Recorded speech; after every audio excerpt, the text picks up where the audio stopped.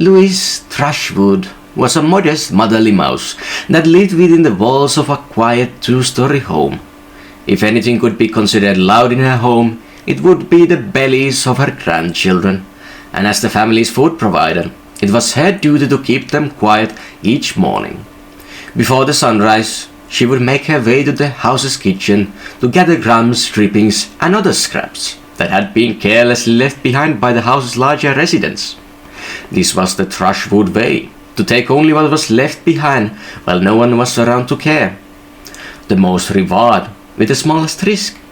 It allowed her and her family to live in the house without its residents being any the wiser, and she wouldn't hear any talk of her family being a bunch of thieves, as her father always used to tell her. It's not stealing if no one wants it. Louise had never encountered any of the house's giants, but she knew they were fond of midnight snacking and less fond of cleaning up after themselves. As a result, most of what Louise scavenged consisted of various cheeses, crackers, and cookies, which made up the majority of her family's diet. She would have liked if the house's masters snacked on some more fruits and veggies now and again, but scavengers couldn't be choosers. Wielding her father's sword, which had grown far too dull for combat, she would poke each crumb, inspect it, and place it in her basket if it passed her inspection. That morning, she happened upon something truly special in the midst of rounding up a scattering of cookie crumbs. One of the crumbs in question happened to contain a fully intact chocolate chip, the food of the gods. After sniffing it to confirm it wasn't just a raisin, she held it up to gaze at its shine in the sunlight. She so badly wanted to taste it. It had been months since anyone in her family had even smelled chocolate, but she had to restrain herself. Her father had always warned her about snacking while scavenging. One thoughtless bite could quickly lead to an empty basket, and Louise couldn't bear the thought of her family going hungry because of her.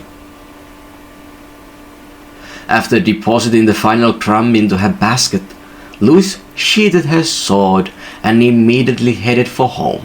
She didn't want to risk sticking around once the housemasters woke up.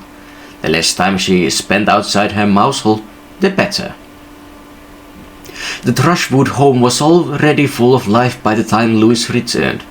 The triplets were playing around on the couch. Sophia was hard at work putting her ribbons on everything, and Elizabeth was skulking in the corner, practicing her evil stare.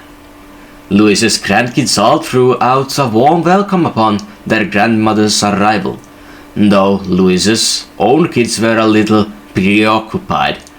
Adam and Abigail were still sleeping like a rock and a log, respectively, acting as additional props for Sophia's decorations. Meanwhile, Morgan was already doing the prep work for breakfast. She never was one to take it easy. Louise wanted to keep the little surprise she had found that morning a secret, especially from Morgan.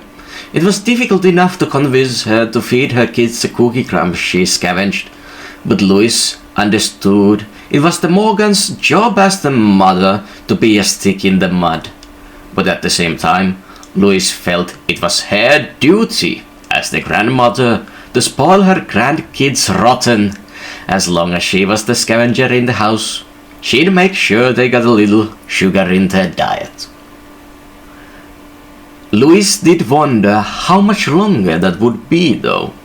More and more, Morgan had been hinting that Louise considered retiring her role as the family's scavenger. Louise was already in her mid-50s, and her vision wasn't exactly as sharp as it used to be. Louise could see her point, but every time she thought about hanging up her cape, she remembered the smiling faces of her little ones. Every morning she brought in a basket of goodies.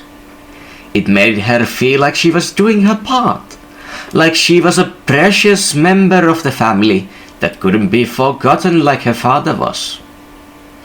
She had a role to play, and she was the best to play it. Morgan, Adam, and Abigail had only scavenged a handful of times, and they still had a long way to go. Morgan was far too cautious and couldn't find enough crumbs to fill her basket.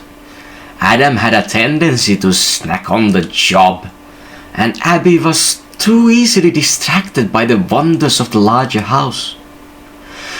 Louise wanted to see them improve, but she wasn't ready to let go of her title just yet. She knew she had many more adventures left in her after all.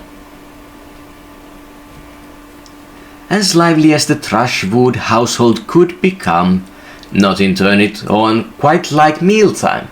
No Thrushwood nose could resist the siren song of the dinner table, especially during breakfast when the crumbs were at their freshest.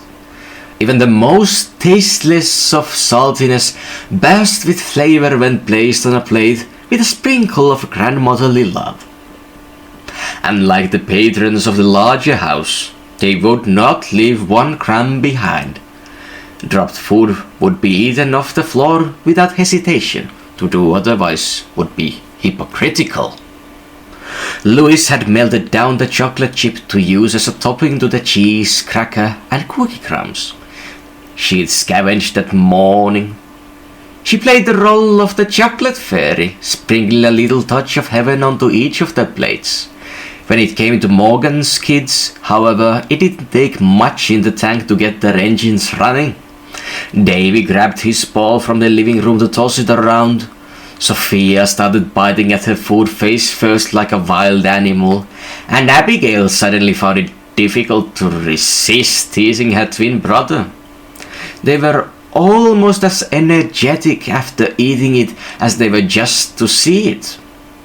Even picky little Elizabeth had a chance of joining the clean plate club with a chocolate on the table.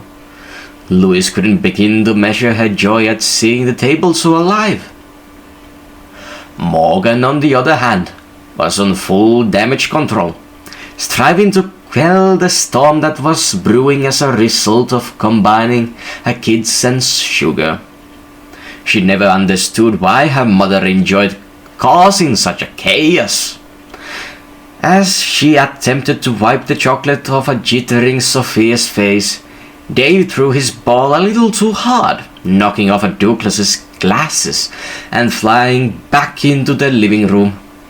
Dirk was naturally upset with this maneuver, as it was actually his ball, and he didn't like the looks of where it was flying. Morgan chastised Davy for playing around at the dinner table, failing to notice just where the ball was heading. The ball had rolled all the way from the dining room table across the living room and out toward the front door. Were the door shut, it would have harmlessly bounced off it. However, in the excitement of preparing her chocolate topping, Louise had forgotten to close the door behind her. Thus, there was nothing to stop the ball from rolling through the open door and into the untamed wilderness of the larger house. If there was one rule in the Thrushwood house, it was never to leave the safety of the mouse hole after sunrise for any reason. Under Morgan's rules, even looking outside of the mouse hole was a grounds for a spanking. It was a rule for the adults as well as the children, though for the adults it was more of a strong suggestion. There was no telling what awaited them out there once the rest of the house was awake, and none of them were too keen on finding out. Even so, Davy and Dirk only had the one ball, and it wasn't as though there was a store around for them to buy another. If the larger residents found the ball and took it away, it would be gone forever. Louise volunteered to retrieve it, insisting there was no cause for concern. Their mouse hole had intentionally been dug out, far away from many of the larger furniture that could conceal predators, and the ball hadn't rolled too far out anyway. Louise was experienced enough to know what she could and could not get away with. She hung up her apron and strolled out to retrieve it with a casual "be right back," not even bothering to grab her sword or cape. Morgan was less optimistic about the idea. She wanted to tell her mother to stop. With Sophia still high on her sugar rush, cut her off with the unrelenting demand to be read The Legend of Ice Cream again. In truth, Morgan didn't want her boys to lose their favorite toy either.